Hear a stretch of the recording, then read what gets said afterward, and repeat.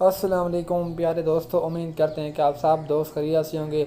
दोस्तों, आज हम आपके लिए बहुत ही अच्छी वीडियोस लेकर आए हैं। कमेंट सेंस के सवाल और उर्दू पहेलियाँ। अगर आप इस तरह की और वीडियोस देखना चाहते हैं तो हमारे चैनल को सब्सक्राइब लाजमी कीजिए। शुक्रिया। दुनिया में सबसे पहले खेती किसने की थी? अगर आपको सवाल का जवाब पहले से आता है तो आपने 10 सेकंड के अंदर देना है। अगर नहीं आता तो हम 10 सेकंड के बाद आपको जवाब देंगे। शुक्रिया।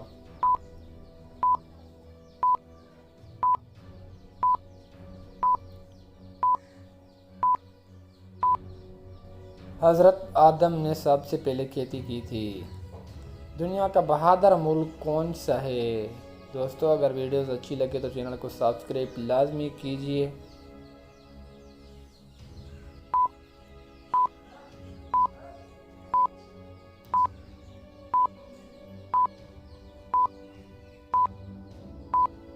दुनिया का बहादुर तरीन मुल्क पाकिस्तान है। दोस्तों, आज की वीडियो यहाँ तक काफ़ी थी। फिर मिलते हैं नेक्स्ट वीडियो में, तब तक के लिए अल्लाह हाफिज़।